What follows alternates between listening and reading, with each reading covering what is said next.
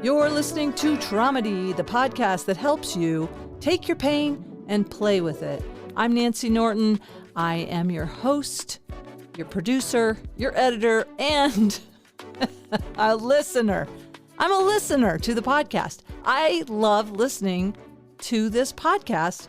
I have the best guests. I learn something every time. This week is no exception.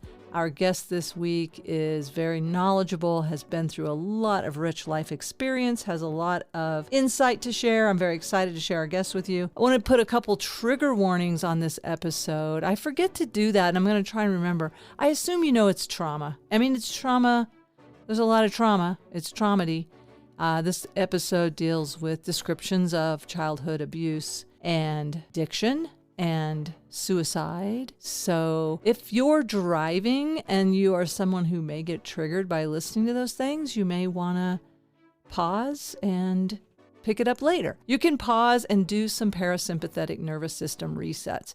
So the sympathetic nervous system is the part that wants to help us survive, the fight, flight, freeze, fawn. There's a couple other F's in there. I like to say the F word as part of my trigger response. I've heard that when you say the F word, it actually releases endogenous morphine. So it's self-medicating. Anyway, point is, that's the sympathetic nervous system, fight, flight, freeze. That's like got to sympathize with the creature that we are and help us survive. And then the parasympathetic, which is let's get us back to a state of rest and digest or feed and breed. Whatever rhyme you like, just chill. Take a deep breath. It can be a very slow. We do the box breathing, which is in for 4, hold for 4, exhale for 4, hold that for 4. I did that at a conference recently, and a woman told me she almost fainted. So again, go at your own pace. That's a bummer, to faint. You get so relaxed. Maybe a lack of oxygen. She said she felt like it was because she was out of shape. I don't know. But we're already 3 minutes into the podcast, and this is a long episode. It's an hour and a half, so you might want to listen to it in segments. And there's a part 2. So this guest had so much to share that we probably could have done it as a 3-parter, but I'm doing it as a 2-parter with a picnic in the middle. Get a snack. Snack is also a good way to parasympathetic reset. Eat a little snack, drink something cold, gargle. There's all kinds of ways. I'll put another link. I haven't put a link in the show notes about that for a while, which I'll do. And want to remind you that I am a speaker, I am a nurse, and I'm a comedian. Well, I'm not a nurse now. I haven't worked as a nurse in many years. As I say, got out of nursing to save lives. I do think I'm saving more lives, especially my own, by using humor. Humor helps us survive in so many ways. It actually does raise your NK cells. It boosts your immunity, makes you healthier. It's like a little workout when you're laughing. It lowers your blood pressure. It gets rid of all those stress hormones. It's so good for you. Humor. Nurses off the charts, interactive comedy shows. Well, healthcare workers and people who have just been in the hospital come to the show and tell us stories that are hilarious. Nurses off the charts. I'm having so much fun hearing these stories. Every show amazes me.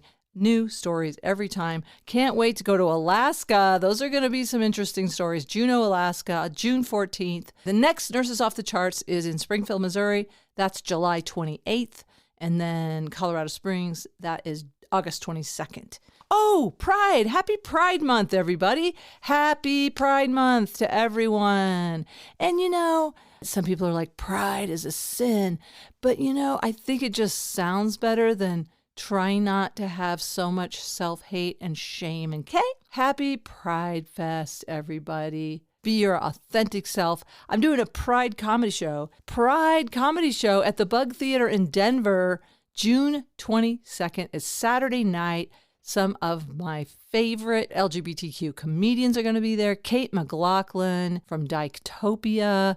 We've got Terrence Dobbs. We've got Lizzie Wolfson and Liv Carter. So many great comics. Can't list them all. Enjoy this episode dealing with addiction and recovery.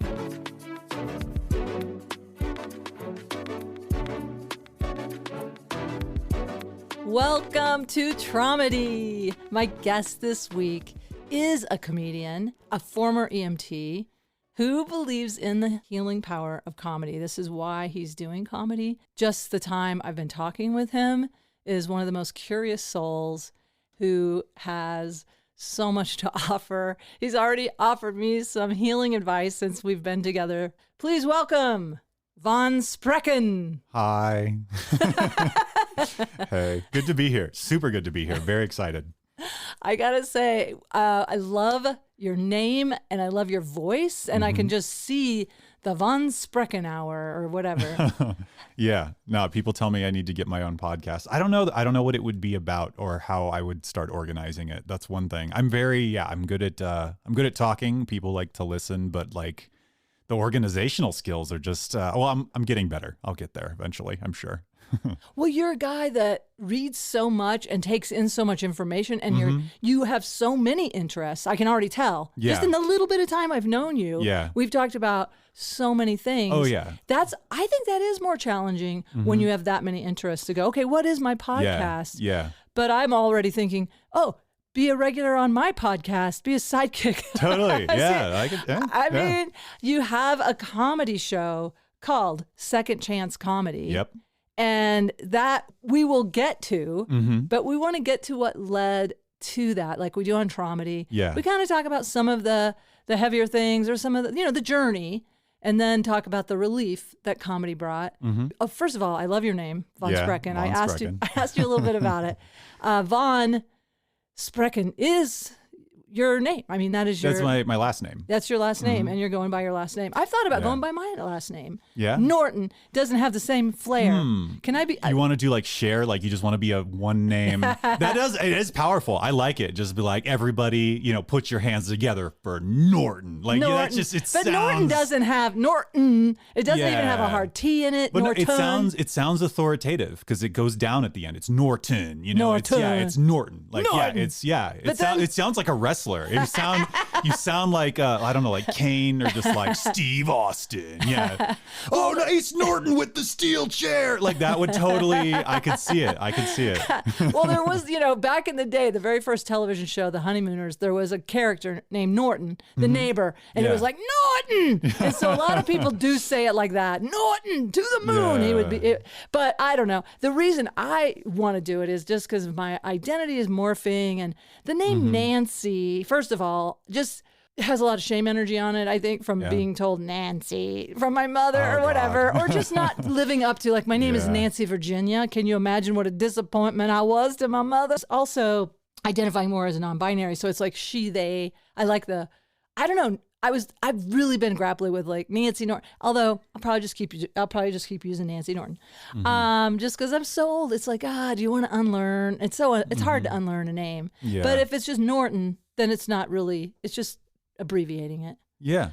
Yeah. Well, and that's why, I kind of went with my last name. So one thing that I noticed really early when I was like signing up for open mics is that the American brain is so conditioned to two-part names that when they get to the third part, they give up. So people were calling me like Von Stricken, Von Sprocket, Von the Spectrum. That was a fun one. That's a true story. So I noticed though, I had a friend who like does marketing, is like, dude, I think it would sound really cool if you just drop your first name, just go by Von and your name is Von Sprecken. And I'm like, oh yeah, I like the sound of that. And I noticed when I started signing up that way, all of a sudden people can read and pronounce Sprecken just fine. They never had a problem sounding it out. It's just that when I signed up with a 3-part name, they would give up. And when they see Von Sprecken, all of a sudden they see it written out and they're like, oh, this makes sense to me. I can say that.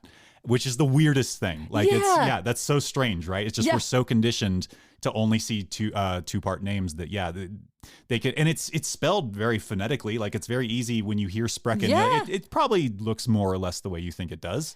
But when it's a 3-parter, by the time they get to that third part, they're like, you're making me do homework. I'm not reading all that. Like if there's something in the mind that's like, no, that's extra work. I don't want to do it. And some names take a little rehorsal, like my friend Sukumar Vijay Raghavan. Yeah. It took me a while. I had to practice. I had to practice it, literally. Me too. I've had to call his name at open mics, and I was so proud of myself. Like you can kind of see the appreciation in his eyes. He was like, oh yeah, you got it. Good job. I gotta get Sukumar. We did a webinar together. He's he's a neuroscientist. I don't know if you know his background, but he was the head of neuroscience at CU Medicine. Wow. Like, he's a pretty smart guy, and also very scientific. And then we did this webinar about humor, and I know this is off subject, but it's on subject, but it's about humor and how he feels the articles that I've been basing a lot of my stuff on are not good science. And so we had this whole discussion. But I always go back to the anecdotal evidence of one, which is also my gender neutral pronoun. One, we know it feels good. We know it's a relief in our body. I want to ask you, so when you were a kid, I mean, was there a way, like, did you have to go through some stuff that I feel like humor is a thing that kids that go through a lot of stress develop?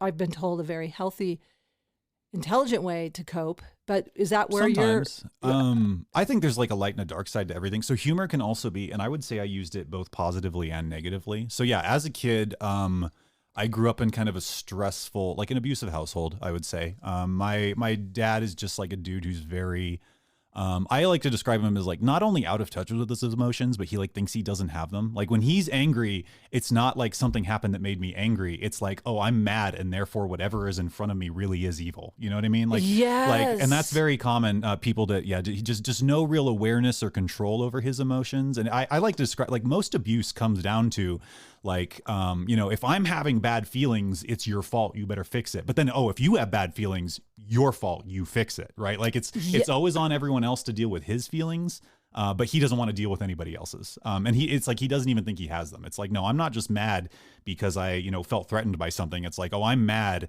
and it's because you really are a sneaky, evil little kid, and you're trying to trick me, aren't you? Or like that sort of he would call it, he called me sneaky and slimy. Like I would try and, get food for myself at the dinner table before everyone had sat down. And he's like, that is disgusting. That is sneaky, slimy behavior. And how dare you? And just like the most human, organic thing. Yeah. I'm just trying to get food. I'd love a snack right now. I'm hungry. I'll just here. Yeah. And he's like, what are you trying to get away with, you little, like that kind of, so that was like the emotional component. He also did hit me. He spanked, but like he did more than that. Like he'd, just, grab you by the ear and drag you places, or he would, he'd kick, like he kicked me over a couple times. Just like stuff like that. And also just random extra, like one time he like picked me up by my shirt, like dragged me in my room and like threw me on the bed and like yelled at me. And all right, so really good story. This is the story that I tell to sort of like give people an idea of kind of how he was. He would, like, one time I went up to go take a shower, and it's like on the weekend, and so it's all kind of late, and all of a sudden I hear him screaming at the door, just bang, bang, bang, bang, bang. He's just screaming at me. And I'm thinking like, oh God, like, okay. How old are you at this time? I must have been like 9. Oh, okay. Pretty young. Yeah. And he's just screaming. And I'm in the bathroom, and I'm like, my shirt's off. I'm about to take a shower, and I'm just like, what? Like at the top of my lungs, like, what? But he's not, he's just still banging, screaming my name. And at one point I see the bottom half of the door just like cave in. Like I see it bend and then bend back. And so I'm like, okay, so do I unlock the door and maybe catch a beating, or do I can't leave it shut because it looks like he's about to come in here either way.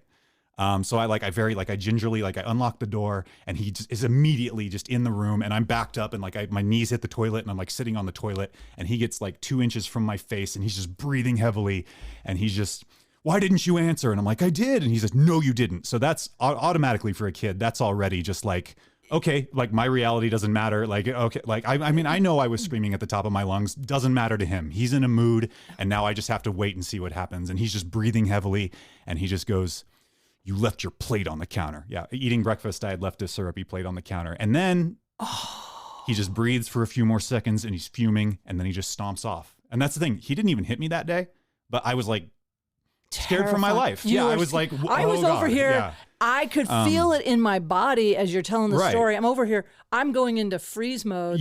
Just trying to like. No, I feel a little too, actually, and I apologize if anyone listening got a little triggered by that. I know I've told that story before, and some people, like, it's a little overwhelming for them because it's like, what do I do? This huge person is towering over me, and so many people, I think, relate to that. Like, a lot of people, probably even listening to this podcast, if you listen to this, you're probably someone who's been through something similar. Yeah. And I want to take a moment. Let's take a moment. Because one of the things that I did at the very beginning of starting this with my friend Heather, I was making it a point to do parasympathetic breathing, the box breathing. And so let's just take a deep breath in for 4 counts. 4, hold it for 4 counts. Exhale for 4 counts. 1, 2. Hold that for 4 counts. And you can do a couple rounds, and just as you're listening to Traumedy, not a bad idea to just make sure you're slowing your breath down, doing a full breath, and resetting. Pause the playback if you need to, because I think it's really helpful for people to know other people have been through stuff like this, and they're not alone, and also how you're dealing with it. And that is so intense. The idea of being behind a door that's bellowing, like that you're saying, like you can see it. Watched it cave in, like the you bottom know part. he's coming in. You're out of options. You're cornered, and you're vulnerable. You're just a kid, getting ready for a shower, and the bathroom for a kid is kind of our only sanctuary. Sometimes, especially in an abusive household. This is the only door I was ever allowed to lock. And actually, he changed that rule. Occasionally, at random times, he'd be like, "You're not even allowed to close that door." And so to lose that, like, where's my safe place? Like, I just was feeling that, like that. Anyway, I just thank you for sharing that. I mean, I'm sorry that you went through that. And me too, I guess. Right. It's it was a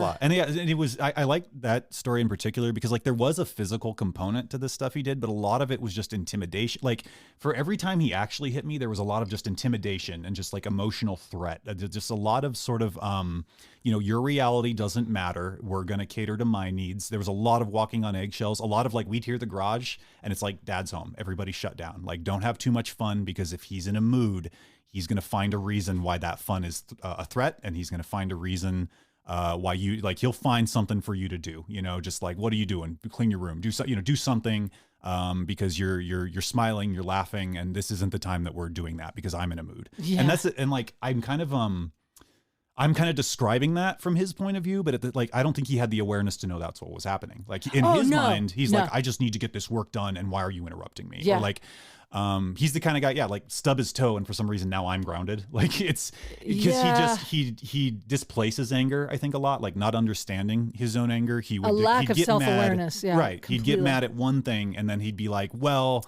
I don't even know why I feel this way, but you're in my view. So it was you, like he'd just kind of do weird stuff like that. And that's, I like that as a good example. I could go on far too long about other examples and like weird things that he did and just the arbitrary way that he'd enforce a rule and then like forget about it. And that chaos was also not good for me developing. And that intermittent and blindsided and like you said, the association, you're not the first person who's told me about an association of an abusive parent with the garage door opener. Oh, like that's a big one. It is a common. Like even if I had headphones on, I could feel it in my feet. Like if I'm upstairs above the garage, like, oh yeah. Like that and it's still, I don't know, actually, I guess it's gotten pretty deconditioned as I've gotten older, but there's still that element of, once you hear the garage open, the fun stops, or like at least contain it, at least be quiet, or like do something to make yourself small. Yeah. And non-threatening because he's here and you don't know. And sometimes he's in a good mood. And that was kind of interesting too. Like, when he was happy, it was weird because the whole time you're still kind of on edge, like, because this could change at any moment, but you're like a little bit glad because it's like, oh, at least he's in a good mood. And that's actually, and that sort of leads me into like, so why comedy? Yeah. I remember one of the first things one of the times that I ever saw him like really happy was when he was laughing, when he was watching like George Carlin, or like he'd listen to like Prairie Home Companion on NPR a lot. And like whenever they were doing jokes and stuff, that was one of the times that I could reliably predict like, oh, Dad's in a good mood. And I think that was part of what it made it a safe led place. Me there. Yeah. Because it's about safety as a kid. You're not safe. You could get blindsided at any moment. Mm-hmm. And as kids, we start scanning and we get really, I think that's also what makes us good comedians, that highly observant. You, and also I think there's, I don't know if you agree, but I know for me, I feel that intuition that I had to rely on, that I can really read a crowd and I can kind of feel a vibe, which can be good and bad. Like I don't want to take on everything in the room, but I can sort of see what's needed. Yeah. If that is like there's a part of me that feels like I'm meeting a need for them, for the audience. And it used to be more about my need for connection. And now I feel like I want to be of service. And I actually try to physically, and I do this thing where I do a little bit of Reiki on the entire room. Like, let's raise the frequency a little bit. But that's cool. So your dad, you witnessed that. It shifted. It raised his frequency to laugh. It kind of got him out of a state of, because I'm trying to have compassion for narcissists. It's hard because they hurt us so much, but they are in a constant state, I feel, of being under a threat. Like whatever abuse they got, and they don't even have this, it's like when you're severely wounded, you don't have the time to like have that third perspective. Oh yeah, he's stuck in survival mode. Yeah, in survival mode. And I can actually relate very well with what he goes through, and it still kind of breaks my heart because the thing is he transferred that to me. I was also very, when I was little, I pretty much took right after him. I was a little mini version of him, and I was angry. I didn't understand it. I was often like I would hit kids at school. I got in trouble all the time, and that created a negative feedback loop because I was constantly getting in trouble at school.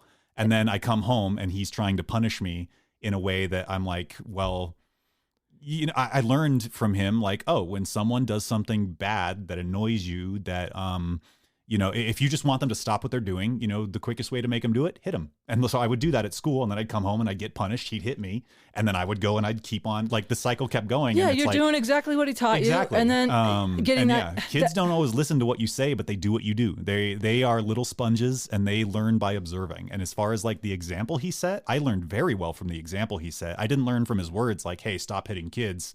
Because I was like, you say that, but you don't do that, you know? Right. And like, not consciously, but like as a kid, even as a very young kid, I was like, no, you learn to, your parents are the model for how to survive in the world. And that's so you adopt their behaviors more often than not. And I think that's what we're doing. And I mean, you're in a different generation than me, but I'm in this timelessness right now. I know I am part of whatever's going on where we are stopping the generational trauma. Yeah. We are, we have the resources, we have the, whatever it is that we are able to do it. They weren't able to, and I do trust that they did their best. Yeah. And like you said, in your higher self moments, and when it doesn't take away from, you know, what happened to you, it just gives you at moments a little more perspective for him, I guess. Well, and I know from interacting with my grandpa, I know he got it pretty bad from his dad. Yeah. My grandpa did the exact same. Like when he would visit, he was kind of the same. And actually this is, so my parents did end up divorcing. And the moment my mom says, she's like, oh, I know I need to leave him because we were over there. We were with my dad's side of the family for a family event. And she saw all of his brothers and sisters, and they were kind of talking to each other like, what kind of mood's dad in today? And he's in like his late 70s at this point. And that was when she realized like, oh, this is never going to change. Yeah. Like he has no interest in changing. And clearly this has been going on with his dad for his entire life. And that was what she says. I mean, when we talk about it, she's like, and that was the moment I knew I had to leave because it was just never going to get better. I'm glad that she got out. Eventually. God, eventually. Yeah. I was already like 18, 19, I want to say, when they finally got divorced. So I had already gone through it. Like I was already like, it was too late for me. And then me and my brother both decided to kind of stay with my mom. And then my little sister went back and forth for a while. But by the time she was a teenager and like legally able to decide on her own, she went with my mom too. Yeah. Do you guys have any contact with him? Is he still? Barely. Yeah. Yeah. I have extremely limited contact. The last time we had a long talk was actually last Father's Day. So almost a year ago now. Oh, Father's Day's coming up. Yeah. And I confronted him. I was like, because, and we'll get into this later, but like, yeah, we'd sort of gone no contact for a while. And then I ended up having to move in with him again for a little bit, and we'll get to that later. Okay. And that's the thing. And I was like, so, all right. And then I was able to sort of see up close with a new perspective, like this guy, like, I think he's suffering and a lot. His whole family abandoned him, and he kind of feels that, but he doesn't know what to do about it. And it's heartbreaking because it's like, yeah, if there's things you could learn, there's things you could do, and you could have it all back, but he's so stubborn and he's so stuck. and he doesn't want to admit to any fault, and he doesn't think that anyone tried to understand him, which is ironic because I'm like, dude, I've spent my life trying to understand you. Like, and you don't even want to know what I understand about you. Yeah, that's there's the things thing. that I'm like, I think I understand you better than you understand yourself, but of course you don't want to hear that. And it's not just him. Like in my path to understand myself, I'm like, I do want to say one thing about NPD, narcissistic personality disorder. It makes me confused and sad, but I guess it makes sense that we don't know he's a narcissist either. We don't know. It seems like it's either trauma. He's just got this thing where he's very like in his own head, and he doesn't understand other people at all, and he like very emotionally unintelligent, his own emotions and other people's emotions. I mean, like IQ wise, very smart guy. Yeah. He was like, he worked in like computers and like networks and stuff for like a big national company for a long time. And yeah, he can look at a problem from like sort of a logical perspective and solve it. But if that problem in any way involves other people or collaboration, I don't know that he's ever been in a management position. I don't know. He always prides himself on like, I get along with other people well enough to work for him, and he stayed in the same job for decades. And it's like, yeah, but like. This is another way he uses humor, and this is a way that I also adopted from him at a young age. Humor is a great way to sort of lightly interact with people, have them sort of feel positively about you, but never have to really dig into the nitty gritty. You don't have to really be intimate with someone to laugh with them. Like you can just, and that was the thing. He could, like when we would go to like sports games, we'd go to like a hockey game or something growing up. He could strike up a conversation with the person next to him. He could have a little jokey interaction. In his mind, I think he like gets along with people great, but it's very surface level, and it's very like, don't talk about anything too real. It's always just very, oh, this is nice. That is nice. Hey, look at this thing. Can you believe what they charge for a hot dog at these places? But like nothing, like it's not, you're not bonding with this person. Yeah. And that's, as a kid, I learned I could do that. I could make the class laugh, and that gave me my social validation. That made me feel, like people liked me, but at the same time, I didn't have to tell them about my negative feelings. I didn't have to really be vulnerable or be close with them.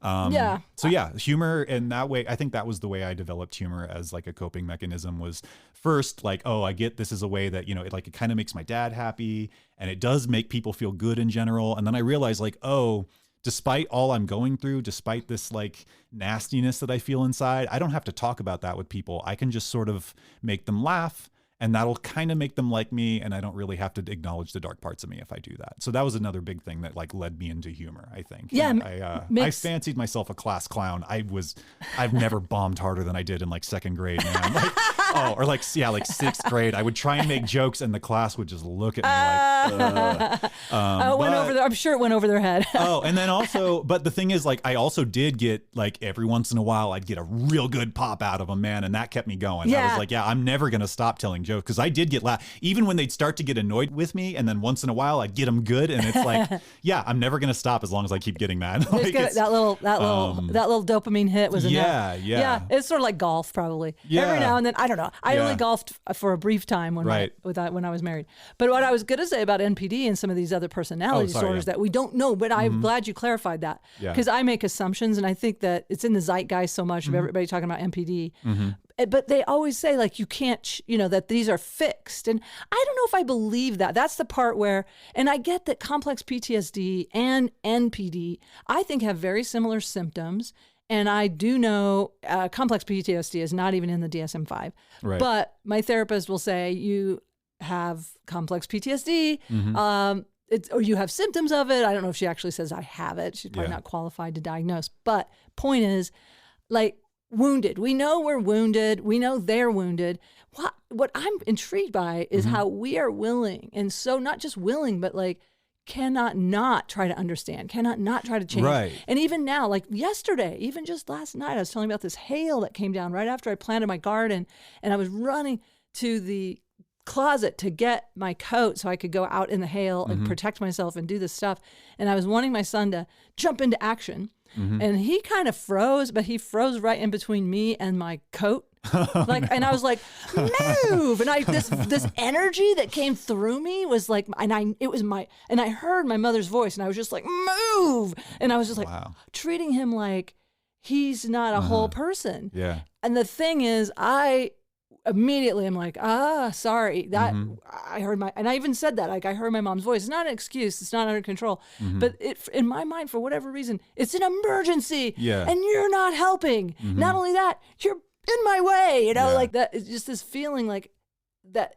I think, like you said, that somehow that they become the enemy, the other, and then or even just an object. Yes. Like just a you're in my way thing. And I think that's a normal part of anger. That's just a horrible feeling, where the complete lack of empathy, like I call it situational narcissism, because it's like my empathy for him just he didn't even he wasn't a whole person to me, and and he was also he was an enemy to me. Like I actually thought he was trying to hurt me. Well, and that's I think that's in some ways just the nature of fear and anger is you're in survival mode. You've attached some sort of major importance to this thing you're trying to do, and also like I'm not going to be able to eat. I mean, these are tomato plants, but I can go to the store. But in my midbrain, I think somewhere I'm like, my food, I don't even know. And the biggest thing is there's a time crunch. So it's hailing now. Yeah. In just a few minutes, your plants could be dead. And so the biggest thing is like, it's not only the eventual outcome. Like you're obviously, like your emotional brain doesn't know weeks from now I might have to go buy tomatoes. It's just thinking right now a thing is happening and it's happening fast and I need to act fast.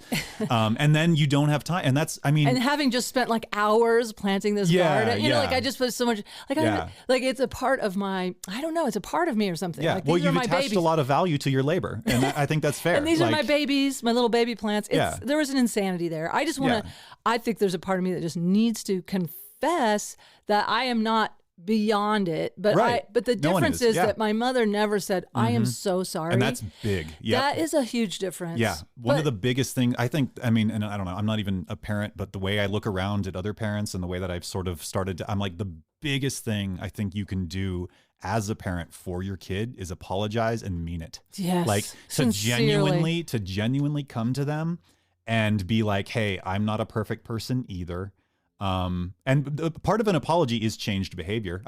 You should make an effort. In my program, it's living amends. And so definitely, but I'm embarrassed. Like, it got ahead of me in that moment. And I, in the little perfect storm with the hail and lack of, I was about to eat dinner. So my dinner is on the stove. I'm like hungry, all those little things. those are excuses, I guess. But whatever it was, I went into a midbrain like trigger response, like just bah. Yeah. And it's like, I just hate that I did that, but I have to.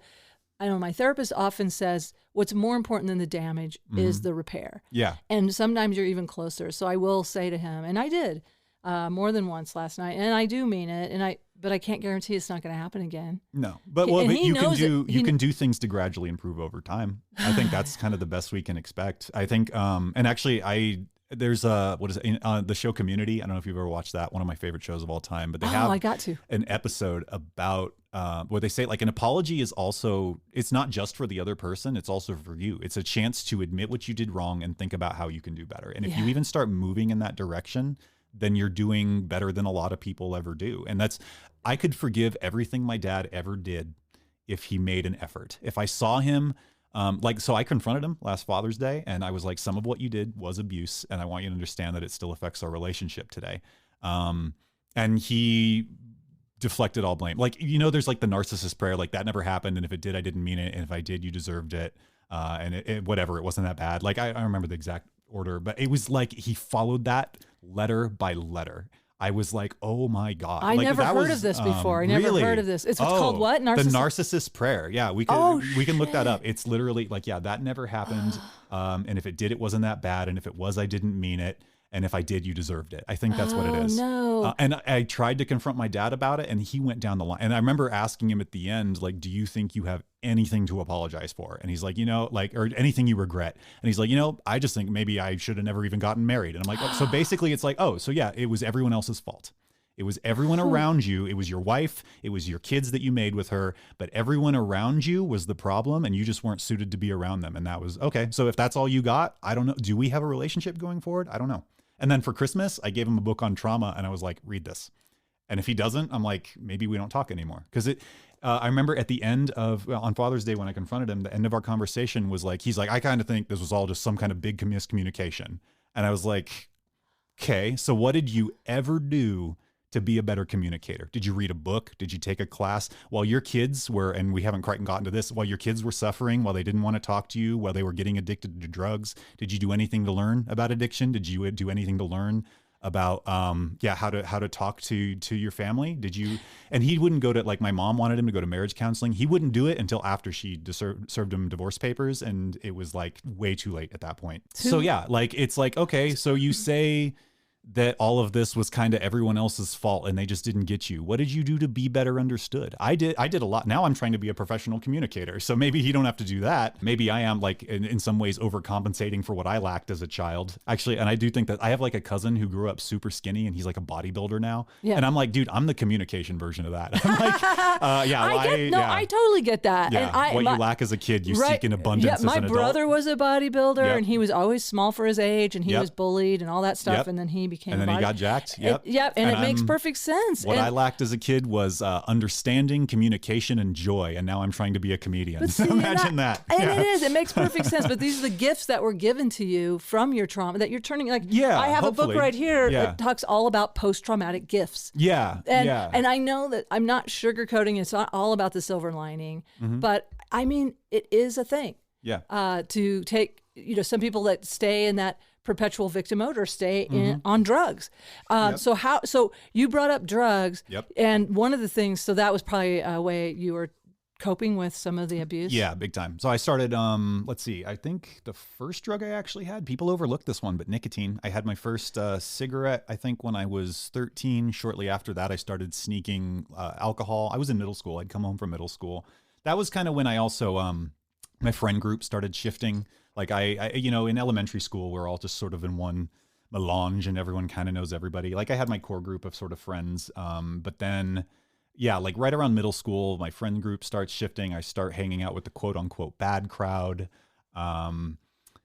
It's funny. My dad, like, he would blame that. He's like, I don't like, your behavior's starting getting bad. I think you're hanging out with a bad crowd. I remember I told that to one of my friends and he's like, yeah, my dad says the same thing about you. You know that? Like, it's like, yeah. And we kind of look around and we had to laugh because we're like, yeah, it's like our parents are blaming our friends, but like we're not hanging with the bad crowd. We are the bad crowd. Like it's, it's like you're not sitting in traffic. You are traffic. Yeah, like, that's a good point. It's like that. And it's funny because it's like, yeah, we all came, like most of my friends, we talk about our families and like none of us came from like a good home. Like it's like, yeah, it's not a gang. It's a support group, right? Like I'm still laughing about I am traffic. I think that'd be a great bumper sticker. Yeah, you're not in traffic.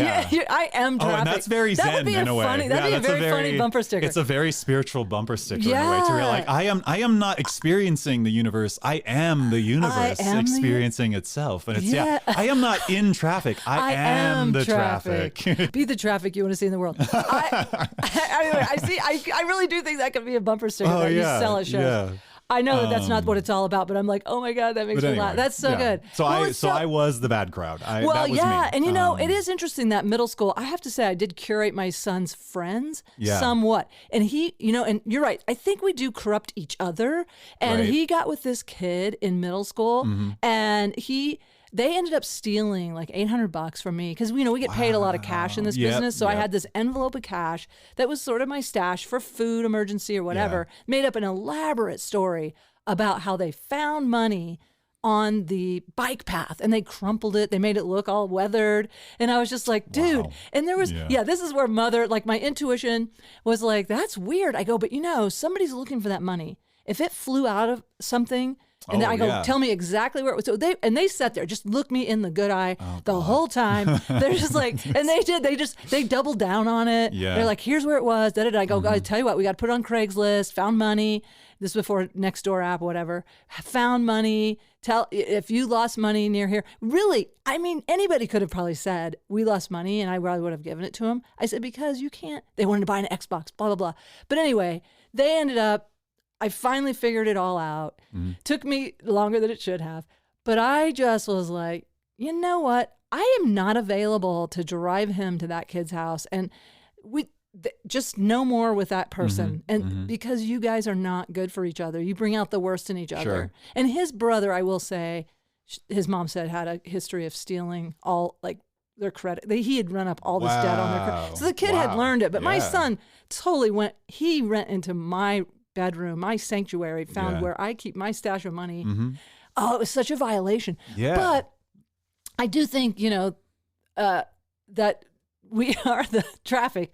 We are the bad guy. Well, and that's the thing is like, why? So yeah, it's one thing to be like, okay, my kid's hanging out with other kids and maybe they are a bad influence on him. But like, the question is, what is it in him that's attracted to that? And it's pretty normal. Like, a lot of adolescents start getting in trouble because they are at a weird age where, like, back in like the tribal days, I mean, this is why, like, in the Jewish tradition, right, you're a man at 13. Because yeah, when that religion was founded, if you're big enough to kill another man with a stick, you're a man. Like, you know what I mean? And nowadays we're in this weird awkward phase where, like, society is so complicated now. Like, you're not ready to live on your own at 13. But back then it was like, nah, dude, you whatever, you're big enough, you work a plow, you get out there and you start producing wealth for the family because you are an adult now. As far as anyone's concerned, you can do all their activities that are required of you as an adult. And now it's like, nah, you're not allowed to drive, you're not allowed to go out alone. You can have some of your own money, but let's be real, you'll do something stupid if you have too much, so you can't have too much of that.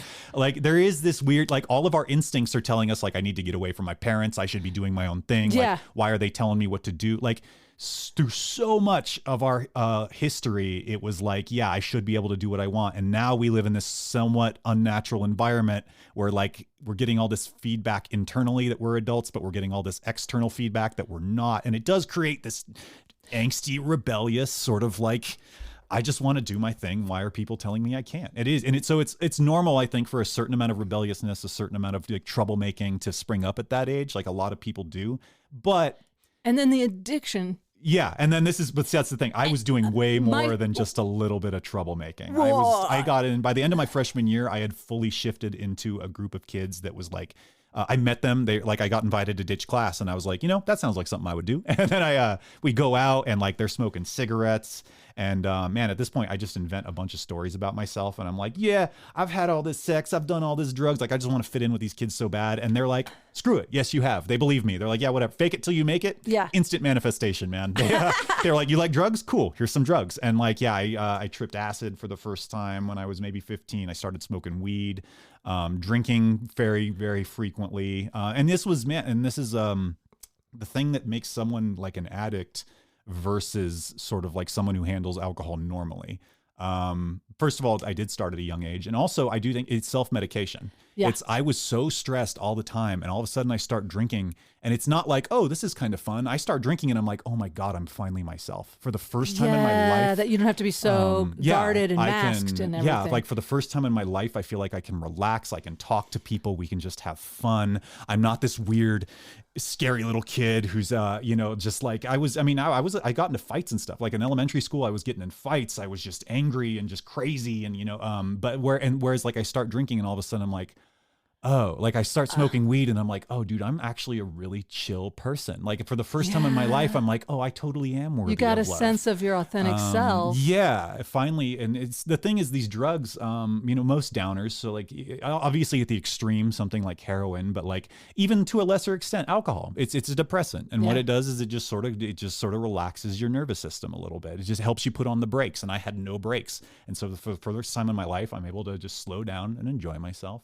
and feel good. Yeah, and to feel me, good about yourself too. Yeah. I know. I remember those windows when I started drinking in high school, and they were like, oh, and it's so relaxing, so fun. Yeah. And then the nicotine has that other job, the stimulant where and nicotine's crazy. It activates like so many more. It's both sort of a depressant and a stimulant. Like it has a net effect stimulant, but it affects so many chemicals in the brain. I didn't know that. Oh yeah, of all the drugs, man, nicotine is like one of the most aggressive as far as like it hits every button. Oh, like, I know it one pushes of the, a lot of things. I know it's. I've had friends who've gotten off heroin that couldn't get off nicotine. All the it's time. Like so much harder to get off nicotine. I know people that have smoked meth, that do all sorts of opiates. People that inject the strongest drugs on the planet that are like, yeah, but cigarettes though, oh my God, like that's still their thing.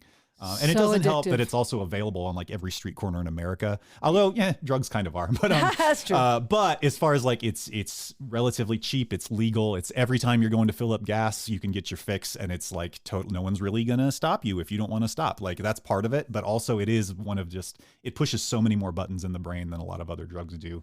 I wasn't sure how the mechanism was. I just knew it was one of the most addictive substances. It's crazy. But anyway, so yeah, I escalated pretty quickly through high school. And then let's see. So was definitely, I had that very intense personality. I like to tell people I was always kind of an overachiever, but not like for school. Like even when I did drugs, I did all the drugs. Like I was like competitive about it. I was like, nobody at this party is allowed to be more fucked up than me. Like, so yeah, I would drink to excess, and then it was really like, after high school, and somehow I graduated. I'm high in my graduation photos, and you can tell. Like I am, like my eyes are red, and I'm just like very squinty, and I'm like, like holding up my diploma. I barely passed because they will hold your hand a little bit in high school. Like I was always, I guess, smart. Like I was always, like I would kind of show up to class and like mostly pay attention, but also goof off a lot. I never did homework if I didn't absolutely have to. But then I would show up, and so I would kind of like barely manage like a D throughout the semester, and then I'd get an A on the final. Like I was good at tests, man. Some people like are bad at tests. I was an excellent test taker. Yeah, me too. And yeah, I think part of it, and actually, you know what? Part of it is that hypervigilance, that sensitivity, that empathy. When faced with a multiple choice question, I'm like, I read the text pretty closely.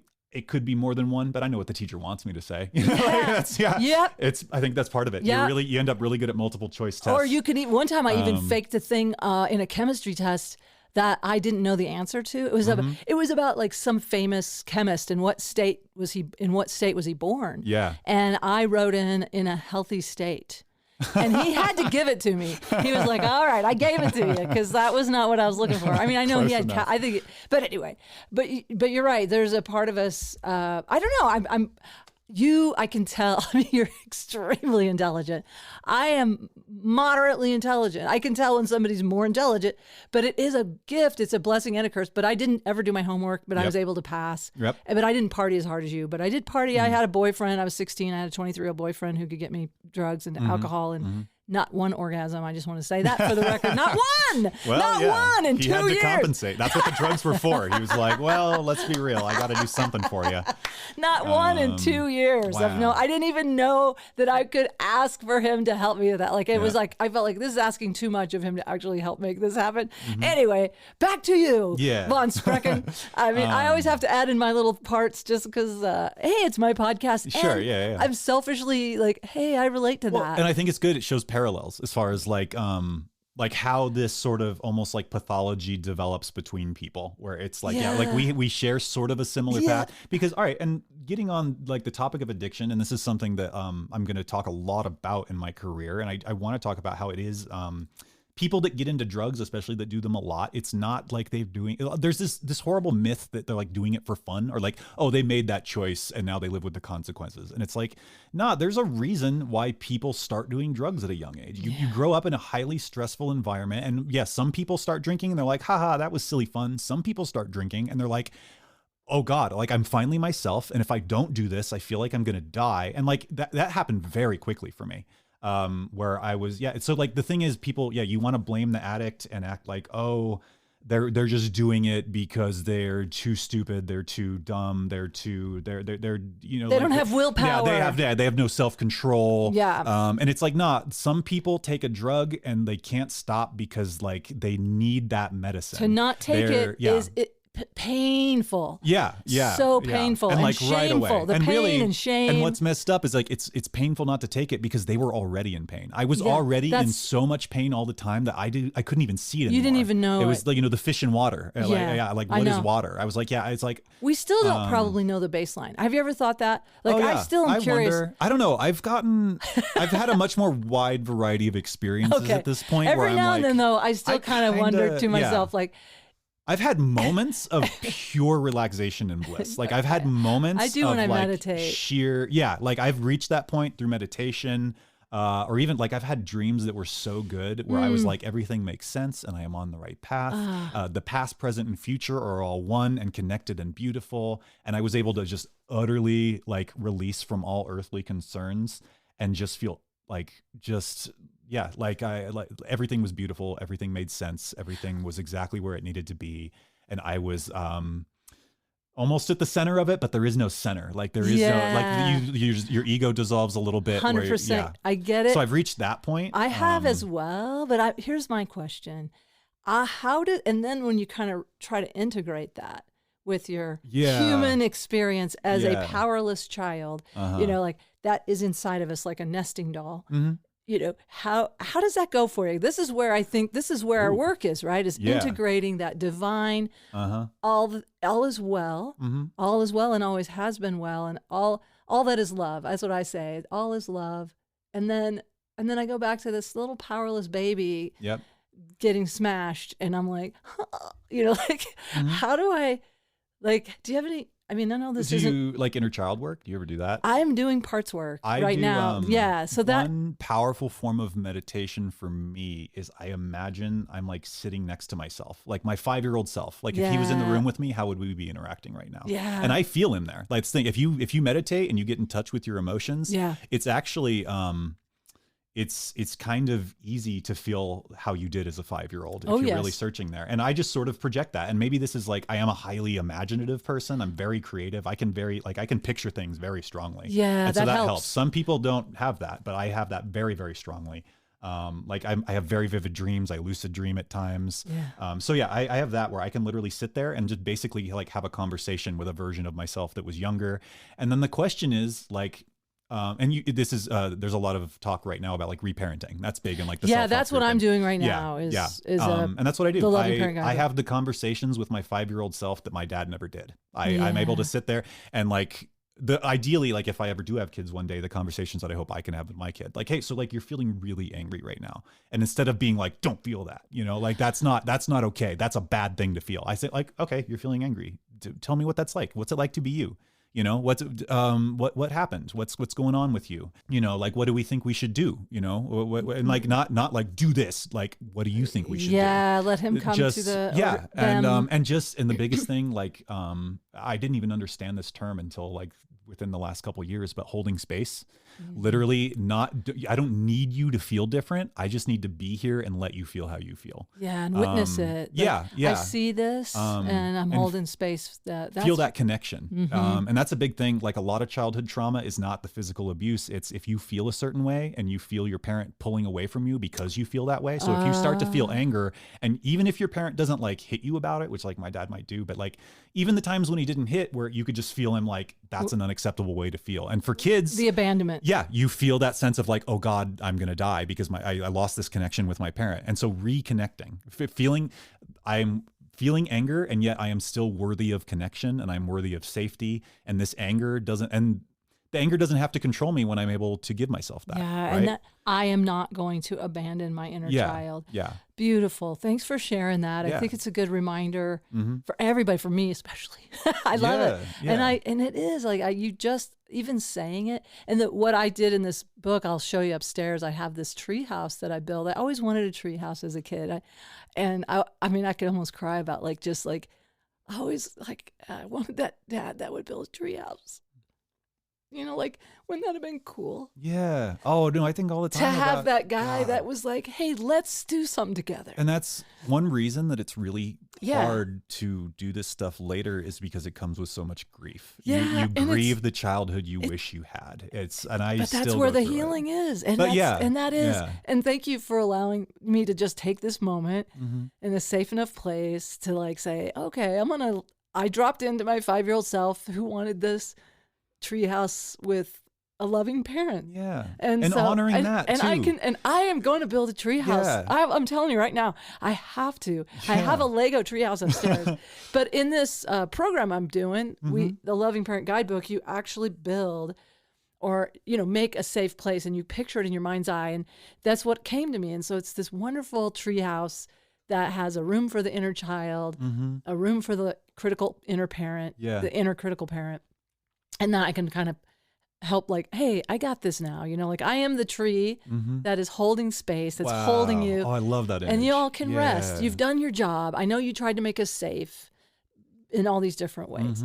So thanks for... I love that image of the tree because it's grounding and it's stable, but it's also alive, and it's also, it's strong, and it gives you... Spirit. It's so gentle, and yet it gives you agency in a way where you're like, I'm the living thing which is holding myself up. So it's simultaneously it's a little dynamic, it's alive, but it's also so stable, so strong, so grounding. And I just love that idea of I'm the tree house. I am the tree holding up the tree house that lets my inner child just play, just have fun, just show me, look at this picture I made, look at this. And that's another big thing too, is honoring the enthusiasm that I had as a kid, like that desire for connection that I learned to feel shame around. So much of the anger and the sadness came from like, oh, I'm really excited about this thing. Who do I tell? And then looking at my dad and he's in a mood and I'm like, well, not him. Like, he cannot celebrate you. He could not celebrate. To be known, loved, and celebrated, I have found are just these really basic things that we want and that we give ourselves. And I just want to say, I want to witness you. I just want to be like part of the world that witnesses your amazing creativity and the ideas that you've come up with, even like in every conversation I've had with you in the last 2 days, which is not, I mean, it's not a lot, but in the shortest time, I know, but I'm so excited for you to be on one of these Nurses Off the Chart shows because you came up with that idea of like, oh, we haven't even gotten to rehab, and then that's where a lot of the your good history stuff as an EMT. I said, oh, I got to have you on the show, and you go, I could hand off report. And I was like, dang, that is brilliant, so good, dude. Right? I never thought of that. So I want to witness your creativity and how fast you came up with stuff. But let's go back, and thank you for letting me share. We are at almost, isn't it crazy? A little, because I know where I want to, if we're going to do a break, I know where I want to break. Okay, I want to hear. So you're in this, like, doing a lot of drugs. And that escalated pretty bad through high school. And then by the time I graduated, kind of just barely, and then it was time to like move out and be an adult and live my real life. I was not prepared for that. Growing up, my models for adults, my mom and my dad were like miserable together. I never really saw them at work. I just saw them come home and kind of not like each other and fight a lot. And like in my mind, I was like, clearly life is a scam. Like who even likes life? Like who wants to be an adult and work for years and then you just come home and you're mad? And I was like, I'm going to hack the system. I thought I was a genius. I'm like, I'm just going to live fast, die young. And like, all I really did is have fun and good. I'm dead. Like whatever. I was like, that's honest. That was a sincere thought. Yeah, no, I was very, and I mean, I knew from about shortly after I started doing drugs, I'm like, one day I'm going to die, hopefully very young. By the time I'm like 21, it's going to be drugs or it's going to be violence. And I was like, not only okay with that, I was a little bit into that. I was like, good. Like, that's probably the best way you can go out is just live fast, die young, have as much fun as you can. And like, fuck all these weirdos who want me to grow up and be an adult, because being an adult looks miserable. Yeah, I want no part of it. Which I'm so incredibly happy to have gotten over that. Like, being an adult is kind of what you make of it. There's a lot of other stuff going on, but like, yeah, for the most part, I have found a way to be way happier than I ever thought I could be. And I'm 33 now, way older than I ever thought I would live. It's nuts. So yeah. And then I don't know though, like I sort of like, I went in and out of college mostly just to get like my mom off my back. I had, kind of temporary jobs and jobs here and there, but mostly during this time, I am coping increasingly by doing harder and harder drugs. I mean, I had started doing things like cocaine in high school, but like now like cocaine, I would do, actually, I thought I was a genius. I was a polysubstance addict. So I did anything and everything. And I thought I was so smart because I was like, oh, if I do opiates this week and Xanax next week and cocaine the week after that, and I cycle them, I'll never get addicted to anything, which means I can do drugs all day, every day, and it won't even affect me. And I never even realized the insanity of like, dude, if you're making elaborate plans to get fucked up all day, every day, that's addiction. But I was like, I'm not an addict. I was like, I'm not an addict. I just want to be fucked up all the time. That's a totally different thing. Like, yeah, because I had no idea. But it actually maybe can be a different thing. I mean, I'm not sure. I don't know the definition of an addict, but I will say you are definitely escaping. But is that the same as addiction? I don't know. Yes, because I couldn't cope with life without a substance. Okay, so that is the definition of addiction. I don't know what the definition is, because I had a guest on here who helped define alcoholism. And here's what he said about alcoholism, which I didn't know, and I forgot. I'm not going to be able to cite the author. But he said there's always outliers, but she was saying if you could drink 2 drinks a day every day for 30 days, you are not an alcoholic. Interesting. Because an alcoholic, like my guest, George X, he said, yeah, I drink. If I took a drink, I couldn't tell you if I was going to stop after 3 or 5 or if I was going to wake up in another state 3 days later. So, all right, what it is, I can tell you what addiction is. Oh, good. Addiction is when you are so engaged in a substance, a process. It can be, this is why, like, it can be sex, it can be shopping. The point where it controlling other people. Sure. Yeah. Yes. No, and actually, we'll get into this later. I'm raising my hand when I say that. When we talk about chakras later, we're going to talk about addictions at different levels. Different chakras can all have their own addiction. You can either be addicted to shutting them down, or you can be addicted to opening them so wide that it's unsafe. Oh, this is fascinating. It's going to be great. That's going to be on the next episode. Next episode. Yeah. Oh, I'm excited. So, but addiction is basically when you're addicted to any sort of substance or process that gives you immediate relief, and it starts to take over other aspects of your life. So not only, that's why, if you can have 2 drinks every day, that's not going to impact you at work. That's not going to impact your relationships. Maybe not the healthiest thing in the long run. So maybe if you simply can't stop and you do that over years, maybe that's not good. Like if you start to develop like my high dad, blood that's pressure. what my dad did. Yeah. He had 2 drinks a day every day until he got yeah. sick at the end of his life. Right. But it was self-medicating and it was a way for him to be happy. Yeah. But it was a way of coping. Right. I don't know if it's addiction. So but it's usually when, like most of the time, addiction is the problems created by this action. Okay. Become worse and worse, and your only way of coping with it is more of this action. Okay. So for instance, alcohol, you drink, and then you show up to work drunk and you lose your job, and you think, well, it's a bad day, better drink some more. Like that's the classic sort of a snowball pattern of, it starts small and it's just, but because it's your only coping mechanism and because it creates a problem and then you solve the problem with more of that thing, it creates more problems. You need more of the thing, creates bigger problems. You need even more of the thing. That tends to be what we would call like an addiction. I would say and it becomes defined by it when you, there tends to be an escalating pattern. So you need more and more of the substance. Or whatever the thing is. And then also, it tends to be kind of self-reinforcing. And then the biggest sign is it starts taking over other aspects of your life and you still can't stop.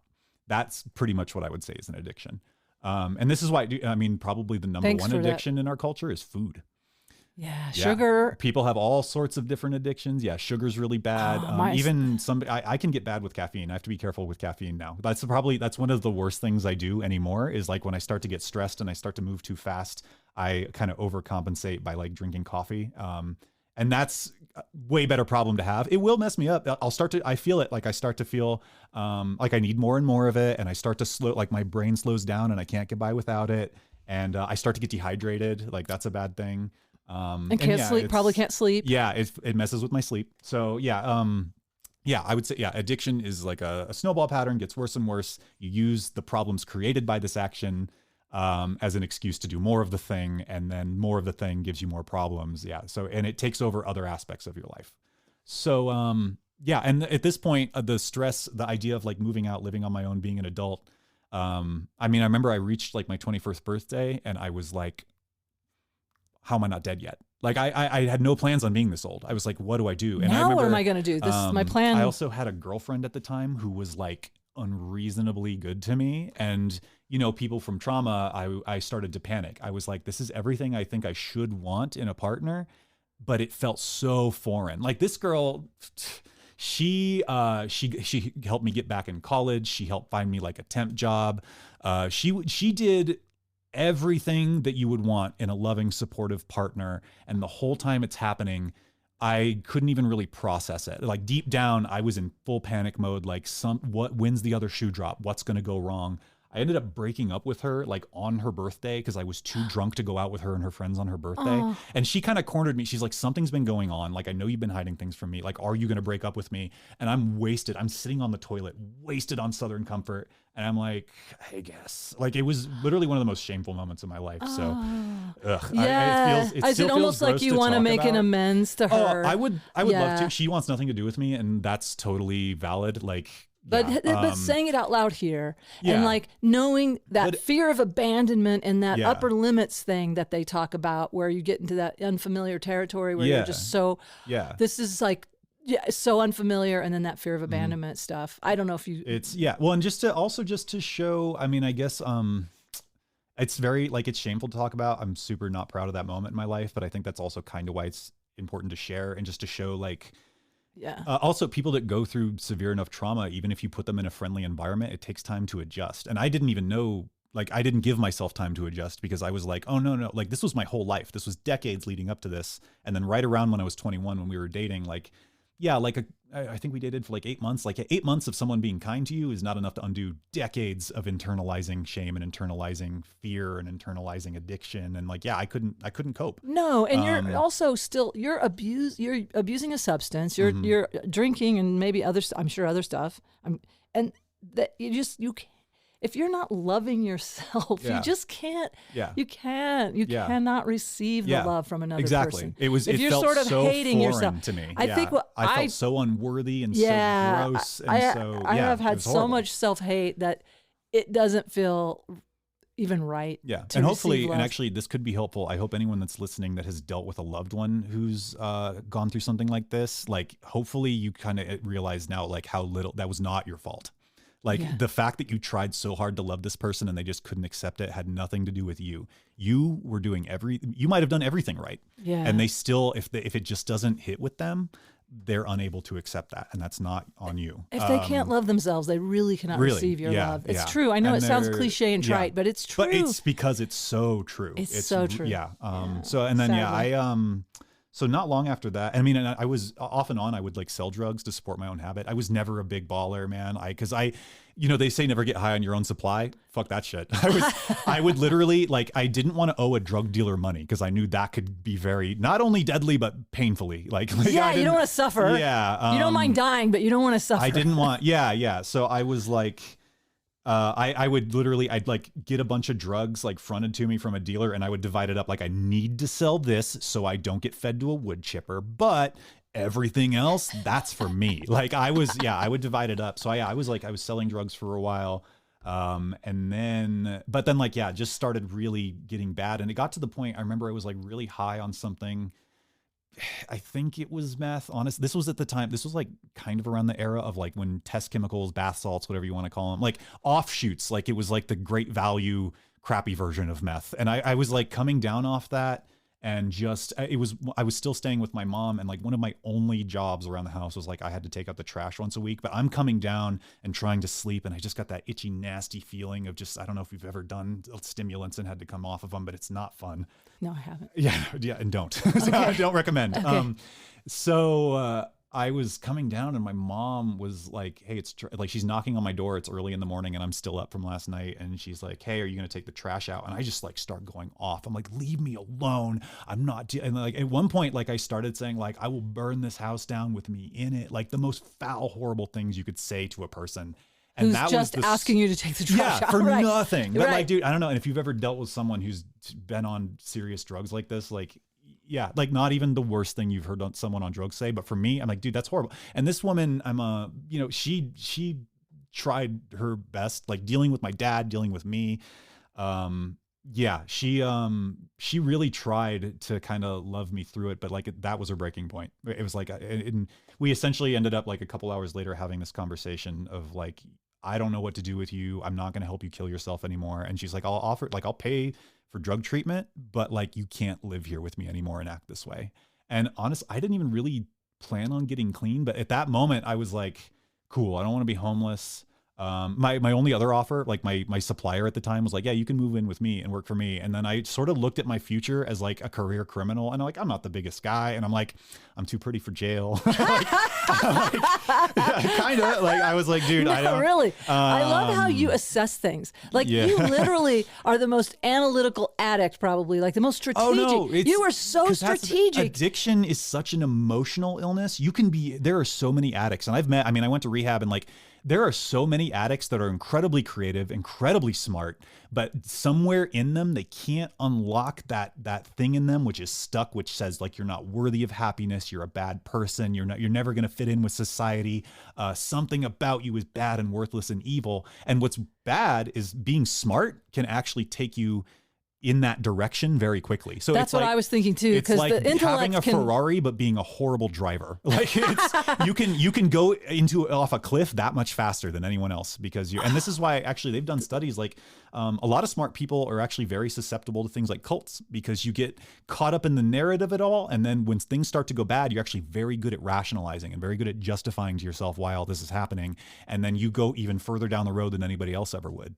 And especially if you have self-hate and that. Yeah. So then because I always picture that hyper intellectual prowess as actually like like cock blocking you from yourself. In some ways, yeah. And you become very good at building defenses. if and that's how my dad was, I think. Yeah. He was very, very smart IQ wise. And that's why it's so hard to talk him into like getting therapy. Because he's like, you know, what's this therapist going to do for me? It's like, yeah, I do everything for myself. I'm very hyper rational. I'm very logical and I'm very focused. And it's like, nah, you're hyper focused. That's another way of saying you have tunnel vision. You don't see anything outside of your very narrow view of the world. And logic can do that to you. Very, very smart people do very, very evil, stupid things. They end up killing themselves in all sorts of interesting ways because they're so smart. And that's why like almost no one talks to me for more than like 30 minutes without telling me how smart I am at this point. Because it's like, yeah, I'm very verbally intelligent. I am very good at like putting things to words and kind of picking things apart. But as far as like, has that done me favors in life? Not always. No, being smart is not the end all be all of being a human being. I love that you're now using it for good. And I think that the big difference is that you were willing, and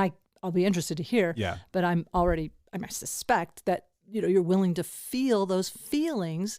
That is what that's made all the I difference. think and that is one thing that intellectuals, that in my experience, because I have an affinity for super smart narcissists. I'm going to call them narcissists. I don't know if that's fair. I think my son thinks one of my exes was actually a psychopath.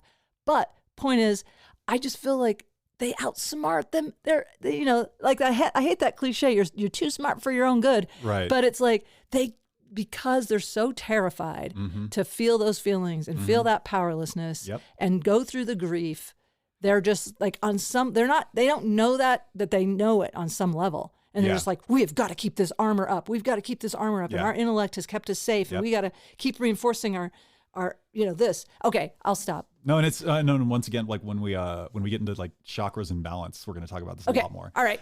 So anyway, we're getting close to the break. Because all right, so yeah, and then so she sent me to rehab. I didn't even plan on getting clean. And I just want to say how much I love your mom. And this is so weird. I sent a long text to my son today that I did not send, but some of this, and I'm just saying, I was like, I think I'm going to have to do some tough love. I have a 19-year-old.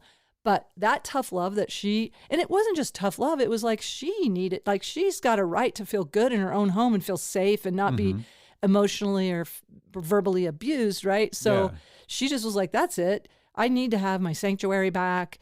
I'm happy to help you, but you can't be here like this. And I love her for this. I love that she got to that moment and that you also pushed. Maybe some part of you knew that you're pushing her to that moment. Because she's like, if anything, I mean, this is why she like put up with my dad for so long. Like she's, if anything, like a little, maybe too kind and patient, little bit codependent. Sure. Where she will put up with a lot, and it took so much to get her to her breaking point. But when she finally did, and I'm glad. And thank God. I'm glad she had the instinct to be like, I know you need help, instead of just like, fuck you, get out of here. Because like that could have been bad. Because my other chance was my other well, that would have been your plan A of dying early. Yeah, either dying or ending up in jail. You know, jails, institutions, and death. That's what they say. And I was real close to being there.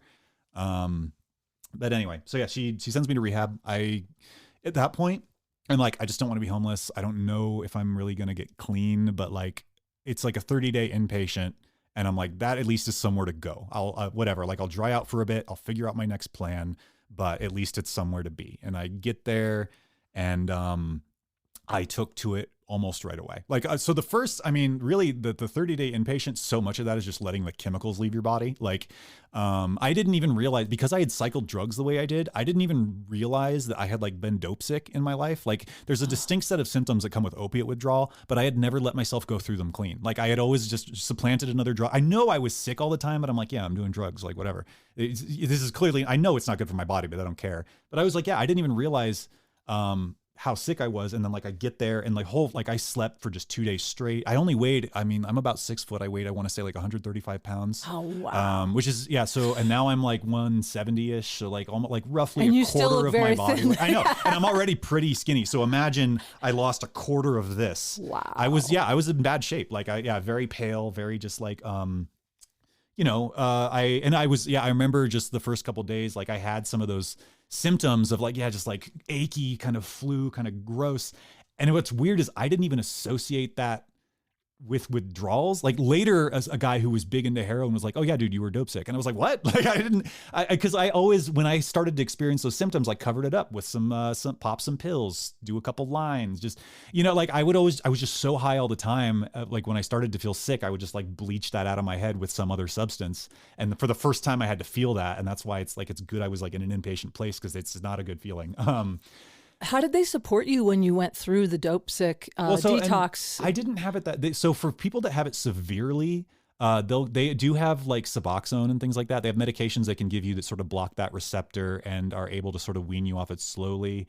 I didn't have it severe enough, and I didn't even know to ask, because I was like, oh, well, I feel like shit, but I guess that's normal. Like I was like, whatever. And it hurt. But it wasn't the most severe of opiate withdrawals, because those weren't even like my main drug. And like, one of my rules too was like, I never use needles. I was like, that's what real addicts do. If I don't use needle, it doesn't matter that I'm putting something up my nose or smoking it. Or, I mean, the night before I went to rehab, we figured out you could crush Percocets and we rolled them in blunts and we smoked. Whoa. I know. And they changed. I remember when they changed, we used to like snort OxyContin. We'd smoke OxyContin. I remember when they changed the formula to make that harder to do, because we tried smoking one of these like weird jelly. They changed the formula so that you couldn't smoke them anymore. And we tried anyway. And we were like, like it was so. They ruined it. And we still kept trying for like a while before we were like, okay, this is impossible. I guess we'll just eat them now. Which bummer. Gosh, worst way to do OxyContin. Just the way as directed? No. You mean we can't put it in some other orifice? Like pussies. really? Yeah. Like, oh, okay. We're not sick people. We're just trying to have fun. Like, oh God. I remember when they changed the formula of the pills, because they knew people were abusing them. It's literally, we were the people they changed it for, and pissed us right off. You ruined it for everyone. Yeah, no, it's true. That was me. Every warning sign, every safety feature you see was because some idiot made it necessary, and it was me. I'm the idiot. So, it's amazing how creative and how determined, and it's just like, that is, like you said, maybe another one of the symptoms of like, dude, if you are it's a matter of motivation. And addicts they are nothing if not highly in the wrong direction, but highly motivated. But anyway, so let's see, I'm in rehab. I start to as the chemicals start to leave my body, this was like a huge revelation to me, as I'm meeting people that a lot of the people that work there, a lot of them are former addicts, but I'd say even most of them. And they're telling me about their lives and how like they used to do drugs. It was all they did. It was all they knew. It was all their friends. And I'm like, oh yeah, that's me. And they're like, yeah. And then I found a different way to live. And I was like, what? Like, no way. Like that was such a like big stoner, just whoa. Like I was like, really though? Cause it was one of those, like tunnel vision things. Like me and everyone I knew was doing drugs. And I'm like, well, probably I'll be dead soon. And that's just the way it goes. And then I just didn't realize that like anyone could live not that way. Like I was just so wrapped up in my own crappy life. I was like, seeing people that have been clean for like 2 decades, and they're like, yeah, like, I don't know, life is hard some days, but for the most part, like, I'm really glad that I got off of it and I live a healthy life and I have a family now and we're all doing, good.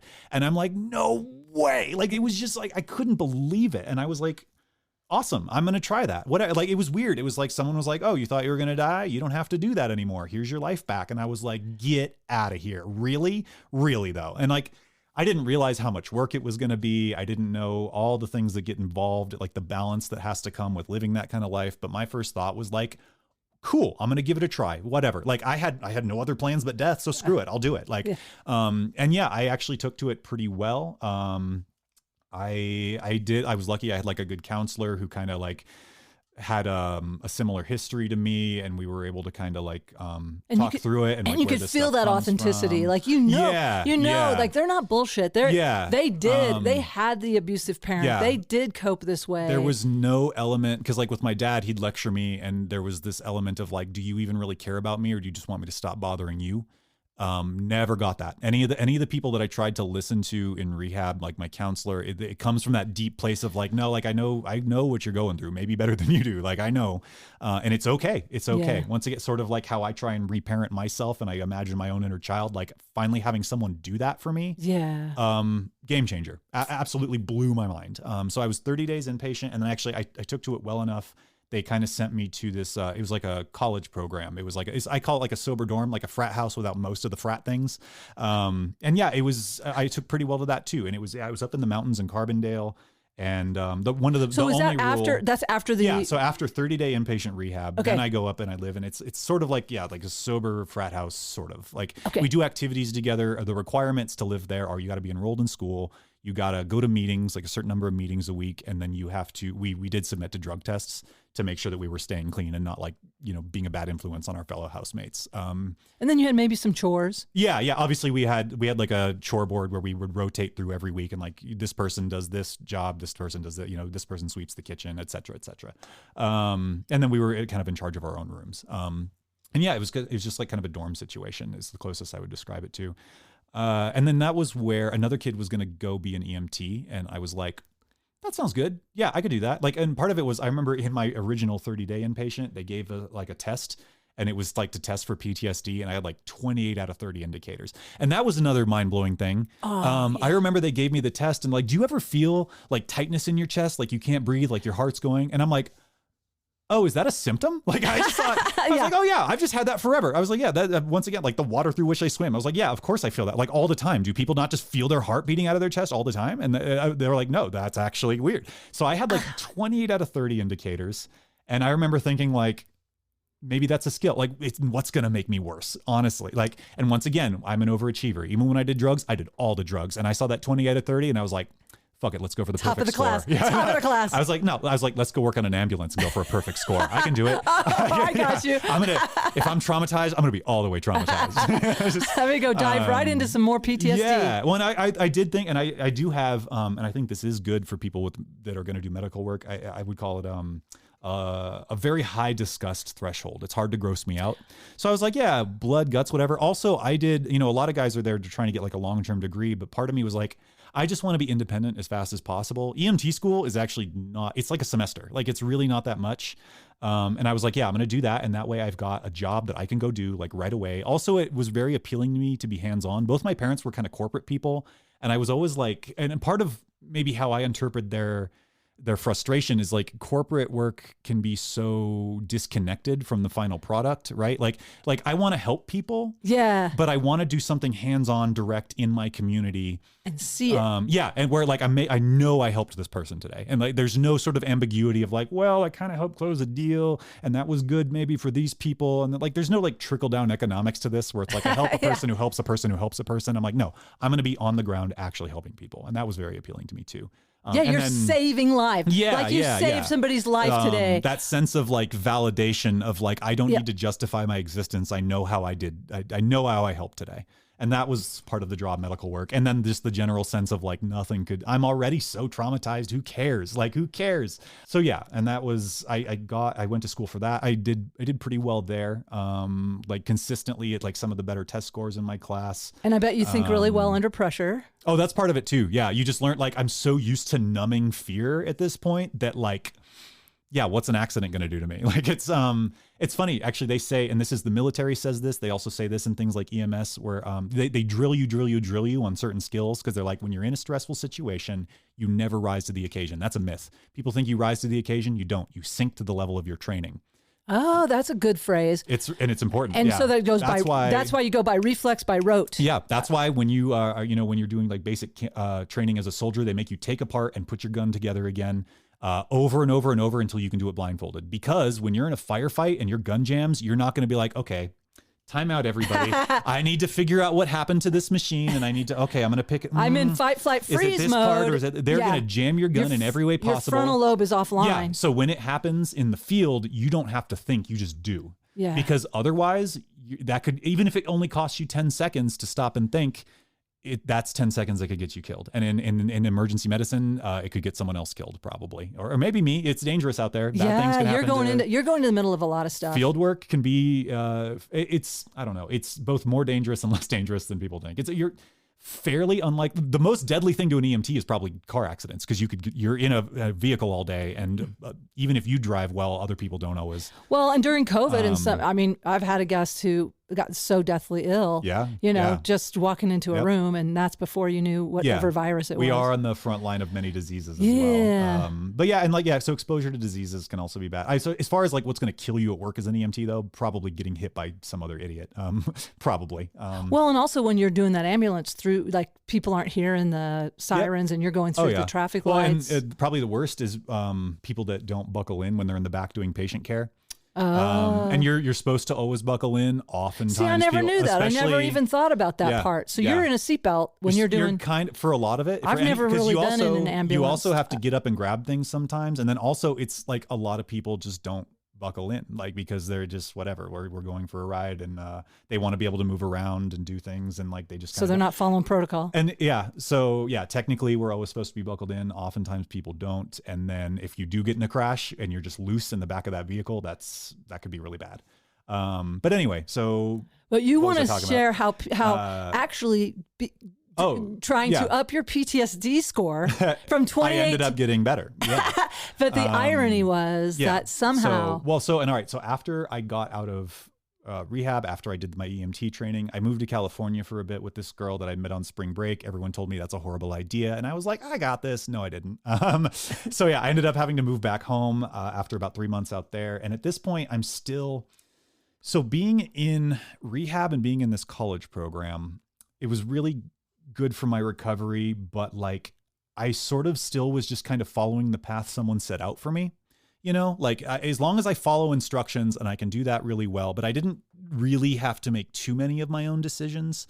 And so I had, and I worked through a lot of the easy and medium stuff, like trauma wise, but like the deep sense of self-worth, the deep sense of like, do I really even want to be an adult in this world? Like I still couldn't quite do it. So when it came time, like I moved back in with my mom. And, but I started getting really depressed because I was like, I don't know if I can really do this on my own. And that depression sort of, once it like started to spiral out of control, I joined another sort of aftercare program, hoping that would help. But the problem is like, you don't need another care problem. You need to start your life. And I couldn't do it. And I got more and more depressed. And then eventually, like around this was like November of 2014. I remember because I was about to turn 24 and I was so depressed and I started making plans to die. I was like, I don't think I can make it. And I'd been clean for a little over a year at this point. And I was going through the motions, trying to go to different care programs, but I was like, I just don't really think I can do this. Like deep down, I was like, I just hadn't dealt with that self-worth. And I was like, I don't know if I can do it. I relapsed. I ended up stealing some of my mom's liquor. I like stole weed. I remember and I just more and more depressed to the point where like, I'm not getting out of bed like all day. I'm like rigging my door. We had those locks where like, it's just like a slot and you can unlock it from the outside, but I was like rigging my door, like tying it shut so people couldn't bother me. And I was like, paranoid. And that's the thing. Oh man, we didn't even talk about growing up. Like the PTSD, like as soon as I was allowed to have a pocket knife in the Boy Scouts, I would sleep with it every night. I would go to bed fully clothed, like in my jeans. Cause some part of me was like, if something goes down in the night, I need to be prepared. I started doing that again as an adult. So you regressed into that place where I'm not safe in my home. Yeah. And was it the same family home? I'm just curious because I was thinking, I was thinking like that. Same room. When you're back in that room and all that PTSD comes back and the powerlessness and the blindsided, being blindsided. And if you want to know like how crazy people can get, like I was convinced that I had no future and that I was going to die and that I was pretty sure I wanted to kill myself. And yet I was convinced someone was going to attack me and I didn't want to let them, like I would sleep with a knife thinking like, if someone comes for me, I'm not going to let them get me. Why? Like I fully plan on dying. Like why? Like that's how, like just insane. Like this general paranoia, this general fear of like, no one's allowed to get me, but also I can't live like this forever. And eventually I'm going to get myself. Like what a weird, like that's where trauma can push you. Like it's just constant pain. And I can see that kind of dissonance of like, but it's also wanting to have control over big time over your own process, like over my death. And also you don't want to die in a painful, horrible way. Like you might get maimed. You don't know. You don't want to, like, it's not like, I know some people do death by cop and stuff like that. But no, I was just weird and paranoid and, I would stay in bed, I'd sleep, and then I'd wake up and I had like a laptop and I'd like watch TV on the laptop and I'd just go right back to sleep. And like, I wasn't doing anything. I would literally like only be awake at night so I could like sneak down and grab a little bit of food. Like I would wait until I was so hungry I was like shaking. Like I wouldn't eat. Like I was just I'm curious if you ever did trauma therapy, EMDR, or any deeper kind of trauma therapy with all these other, with the rehab or the aftercare programs. Like had you had at that point a really good trauma therapist like brain spotting or EMDR? No. That because all the because you got rid of all the self-medicating and then you didn't have anything, you didn't have a tool. Now all the stuff is coming back up. That's what addiction, you use the addiction to suppress those emotions, and now they're starting to come back. You're just well enough to feel everything, and then you're back in your family home, back in that room, and everything's up for you, and then and so this also kind of escalated for a while. Now I've relapsed, and my mom realizes like I'm stealing her liquor, and so she kind of knows something's up again. And starts kind of suggesting, hey, what if we get you help? Are you going? She tried to take me to a therapist, and I was just kind of like zonked, like just staring into space. Like I was only there to kind of make her happy. I had no interest in really getting help. I was like, yeah, I'm pretty sure this is it. Like, hey, I tried and I didn't make it, and that's fine or whatever. And I just start to disconnect from my body, from reality, and start preparing myself. I won't get into details. I had a method picked. Actually, I had a couple, backup plans. That were very specific plans. Yeah. And then, so yeah, like not just general feeling of, oh, maybe I will. I was like, no, I started picking out like, okay, if I'm going to go, this is how I'm going to do it. And then I remember I stole money from my little sister's piggy bank, and with her change, I went and bought a pack of cigarettes. And I remember I'd almost made it through the pack of cigarettes, and I'm looking at the pack, there's one cigarette left.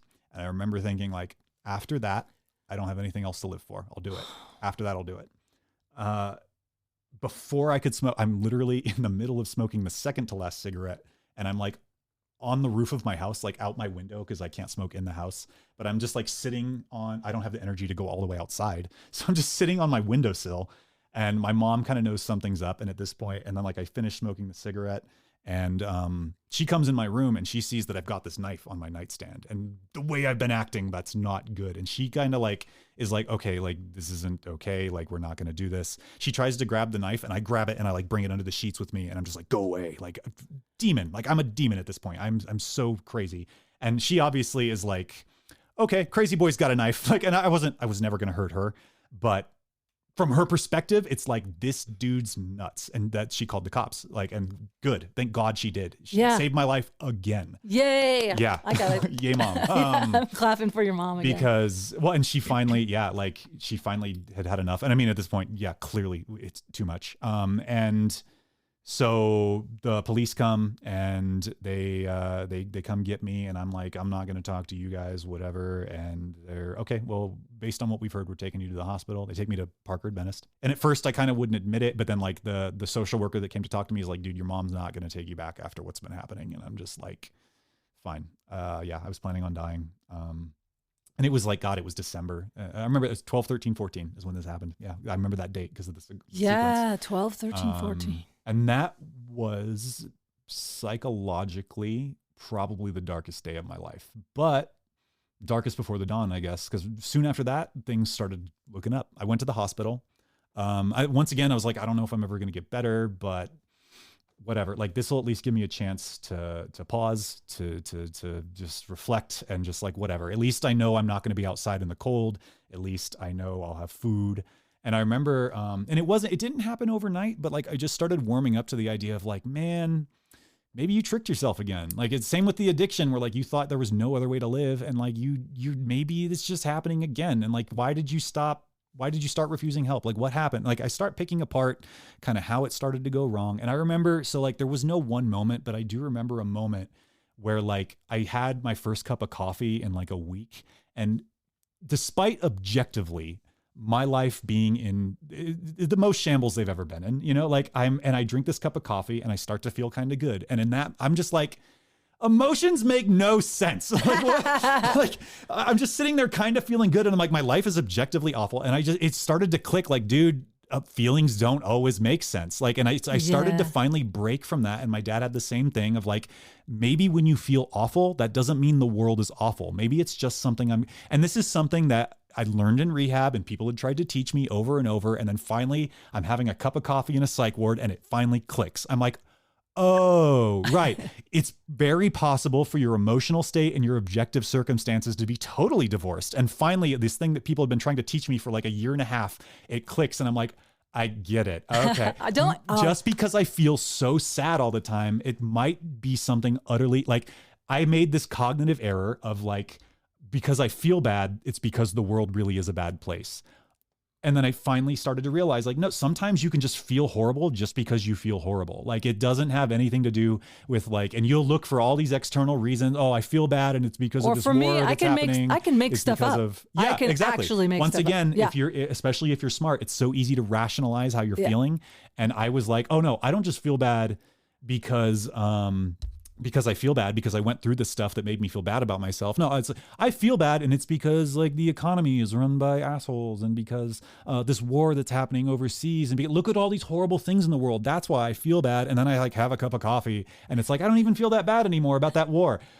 Oh, maybe I was just sad and finding reasons to be sad. Like it's so basic. Trying to explain my sadness. They say like in recovery communities, one of the phrases that I love more than any other, and there's many of them, there's a lot of slogans in like AA, but they say like the journey between your head and your heart is the longest you'll ever take. It's just heard that in a meeting this week. Yep. I just heard that. It's one thing when people tell you like, hey, your emotional state affects how you see the world. Yeah. It's one thing to, and I was like, I know that in my head, that makes sense. But then when it finally like, when it clicked, it's like, oh, I finally made that journey. Like suddenly my heart understands what my head's been learning for a year.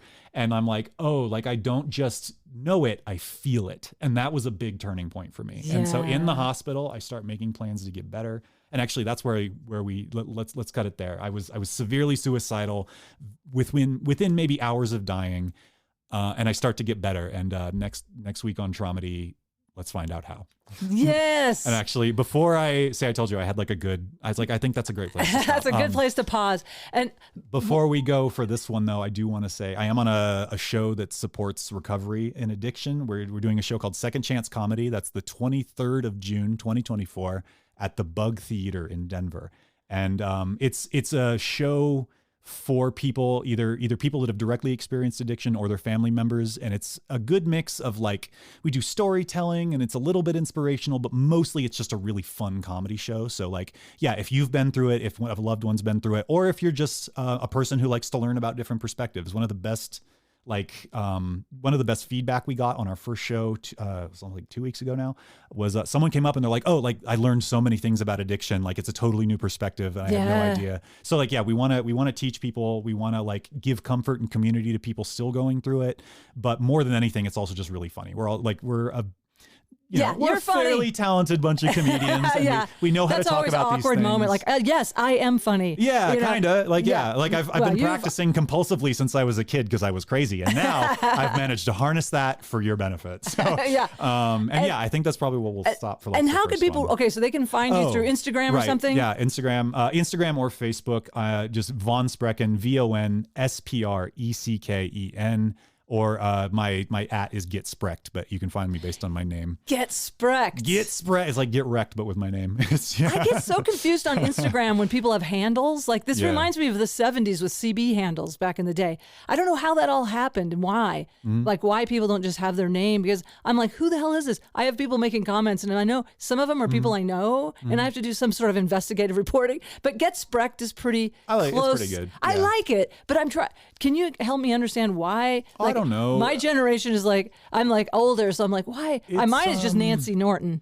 .tv. Growing up, I played so many video games, and it's like your alter ego. It's like it's your online identity, and I don't know. It's just fun to like pick your own little pseudonym. I just think it's weird for branding and stuff. Like if we think about marketing, I'm like, how do I find? Well, and you can still usually on these platforms you can still just search my name. So it's not okay. So you can just search me on like Instagram and you will find me. And don't the muscly Von Sprecken dude. That's my cousin. You can follow him too. He's see that he's the kid who grew up skinny and he became a personal trainer because that's kind of I guess what he felt was missing. And whereas that's where he gets his sense of safety. So there is. Yeah, if you see Matt, if you follow him, tell him it's because I sent him to you. But follow me first and foremost. Yes, obviously. follow Get Sprecked and NancyNorton.tv. Yes, and we're gonna do some shows together. I think that's gonna be really exciting too. I'm very psyched for that. That's coming. The next local Nurses Off the Charts show is August 22nd in Colorado Springs at Looney's. But I have a show coming up June 14th in Juneau, Alaska, July 28th in, where am I? Springfield, Missouri, my hometown. Talk about trigger zone. I go back. Oh boy. Yeah. All right. Well, tune in next week when we hear Von Sprecken say, Next week on Dramedy. I'll finish my story. So the total recovery. So I went through recovery a little bit, but like now how I sort of found my way out of like suicidal depression, how I started to find my way to that. I actually start working on an ambulance. I'm so excited to hear my this. PTSD starts to get better. It's weird. Like, it's almost like the hair of the dog or something. Or I'm forced to put into practice all the things I learned in therapy. It shortens that trip between the head and the heart. It's like, okay, now you've got a very practical reason every day to start getting centered, taking action, and like, we'll get into it. And then I found a lot in, I started really doing more research into like how trauma works. I started doing, I got like a lot more spiritual at this point in my life. I always struggled in rehab with like the concept of a higher power, but I started really getting into that. And then we'll get into chakras and like my plan for what I'm doing. I am so excited about the really chakras. Really cool shit. Yeah. And let's say that saying again about the longest distance. The longest trip you'll ever take is from your head to your heart. Something like that. Yeah. All right. Thank you so much, Von Sprecken. Yeah. All right.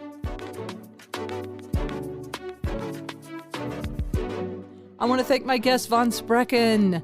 Wait for part 2, the dramatic conclusion.